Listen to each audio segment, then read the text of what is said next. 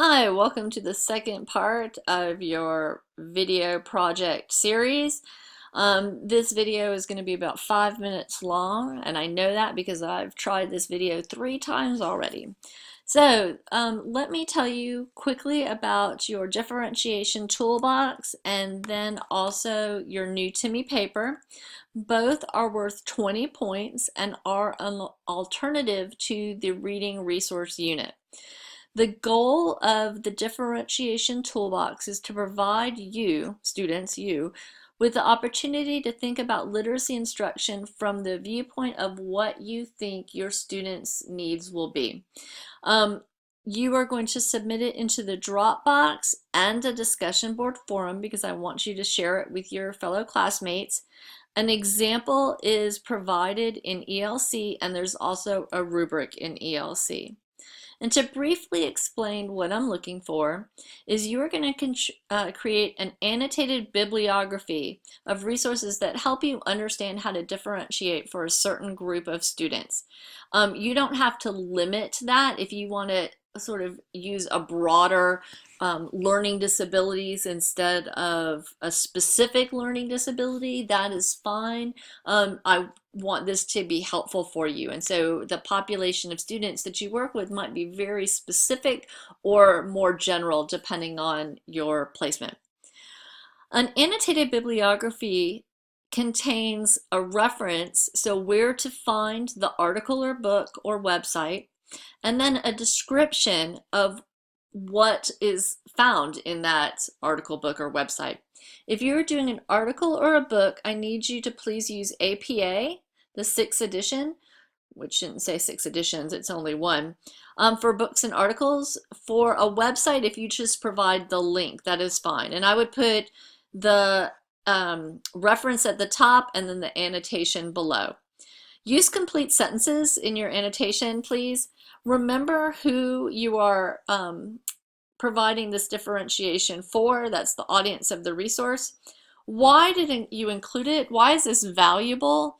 It could be that it's only one of 3 that you could find, in which case that's very valuable. Or it could be that it was recommended by your teacher, or it could be that it seemed to fit and be easy and work with a specific population. And then what principles of differentiation does this resource cover?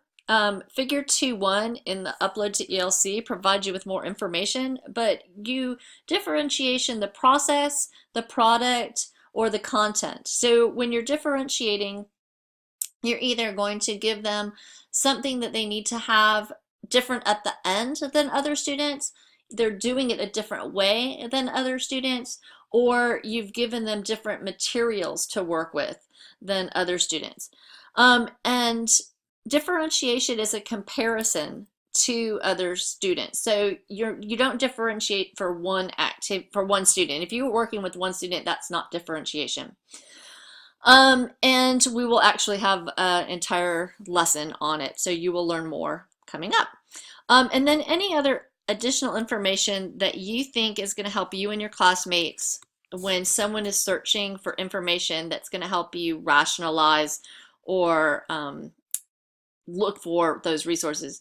And I say rationalize because if you're working in a general education setting, you might have to explain to your general education teacher why you feel like this particular differentiation strategy is helpful to the class or helpful to a certain group of students. You might have to explain it to the principal. You might have to include rationalization in your lesson plan. And then your new to me paper is a paper, so this should be pretty straightforward.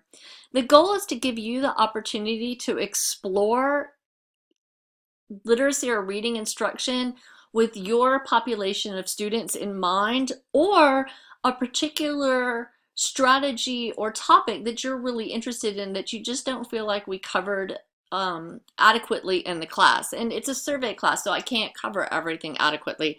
So I won't take that as criticism if you choose to do something on comprehension, and we've talked about comprehension already. This is not going to go into your discussion board. I've changed my mind on that. I don't think that you need to share a paper for other students to read because frankly, I don't think they're going to read it. But so you will just put this into the Dropbox for me. Don't forget to use your rubric. And the paper is going to be 5 to 7 pages. It's double spaced. It's APA, telling me what you learned about your topic. You should have 5 to 7 references for your paper. It should explain why you wanted to learn about this topic, what you learned, and then your thoughts about it, a reflection. Do not put like resource 1 and then a paragraph or 2, resource 2, then a paragraph or 2. This should be in paper format. So if you are writing about children on the spectrum and reading, you might first talk about, of course, why you wanted to learn about this topic. Then you might talk about comprehension and why comprehension is a struggle for students with autism in reading. You might talk about fluency next. You might then talk about strategies for differentiation, which would tie into your other paper. You don't have to cover all the topics. You can simply stick with comprehension and autism, but you're not going to simply list resources and what you learned from them like you did in the annotated bibliography. Okay, that went to 6 minutes, so I'm going to stop now, and if you choose to do the reading resource unit, then that will be the next video.